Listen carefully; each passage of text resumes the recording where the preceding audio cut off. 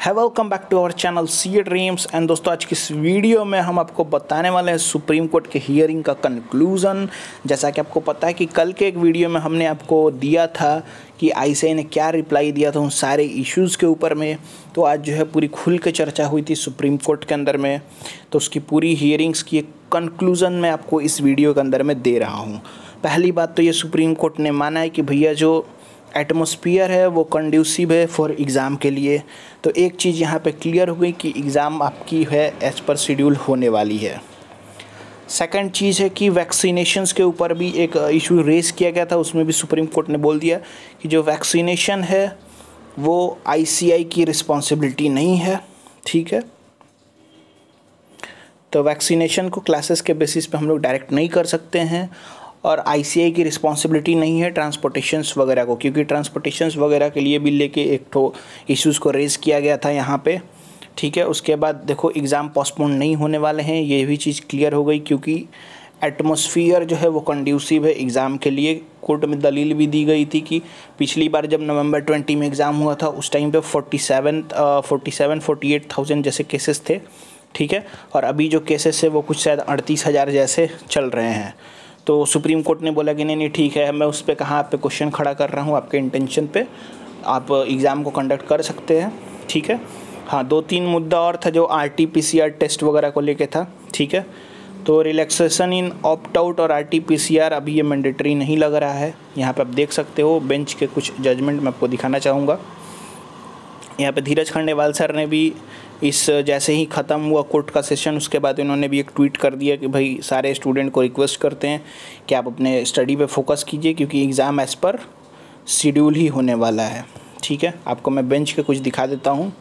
देखो यहाँ पे बेंच ने लिखा है कि we have taken note of the submission, file note with your point during the course of the day and we will take tomorrow. तो कल भी एड्रेस होंगी, लेकिन सिर्फ 2 चीज़ों पर डिस्कशन होने वाली है, ऑप्ट आउट स्कीम के ऊपर में, है ना। और इन्होंने बेंच ने एक और चीज़ क्लियर करा है कि जो RT-PCR है, ठीक है, वो मैंडेटरी किया जा रहा है जो लेने वाले हैं एग्ज़ाम उनके लिए। ठीक है, एक ब्रीफ नोट इन्होंने बोला बनाने के लिए कि जिसमें आप RT-PCR और जो है SOPs वगैरह जो है निकालें और एग्ज़ाम हॉल में स्ट्रिक्टली मेंटेन रखें। अब ऐसा नहीं है कि उसको शादी का फंक्शन जैसा मैरिज हॉल बना दें। तो आपको पता होगा कि कल वाले उन्होंने उसमें नोट में भी आईसीआई ने लिखा था कि मैक्सिमम जो है उनका 100 से 150 बच्चा जैसा रह रहा है एक एग्ज़ाम सेंटर पे। सिर्फ एक सेंटर ऐसा था जहाँ पे 300 बच्चे थे। तो अब देखो फर्दर इनका क्या इस पे आते हैं। ठीक है, तो ये इन्होंने बोला था यहाँ पे। उसके बाद देखो यहाँ पे बेंच ने ये भी बोला था कि एग्ज़ामिनर जो इन्विजिलेटर है उनको जो है RT-PCR टेस्ट करवाइए बिफोर एग्ज़ामिनेशन। ठीक है, और एक आर्टिकलशिप के लिए भी एक इश्यूज़ रेज़ किया गया था, उसमें भी उन्होंने बोल दिया कि नहीं भाई वो नहीं देखा जा सकता। ठीक है, और बाकी वैक्सीनेशन वगैरह का हमने आपको बता ही दिया। तो ये कुछ पॉइंट्स थी ट्रांसपोर्टेशंस के लिए भी और कोविड के लिए भी इन्होंने यहाँ पे बोल दिया है कि अगर भाई कोई पर्सन को कोविड होता है तो you will allow him to appear in the other examinations. तो वो उसके लिए घबराने की ज़रूरत नहीं है।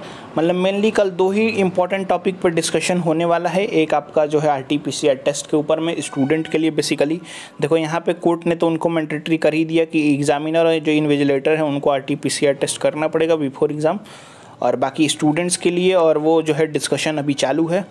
एक डिस्कशन के ऊपर में सुप्रीम कोर्ट बोला भी था कि सिर्फ एक कोविड होने के वजह से ही आप पूरे एंगल को मत देखिए।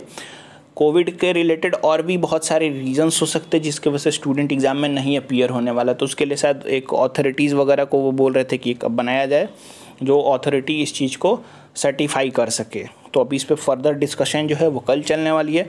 बाकी सारे अपडेट्स के लिए आप हमारे यूट्यूब चैनल पे भी जुड़े रह सकते हैं, आप हमारे टेलीग्राम चैनल पे भी जुड़े रह सकते हैं जहां हम लोग लाइव अपडेट देते हैं सुप्रीम कोर्ट की हियरिंग को लेके।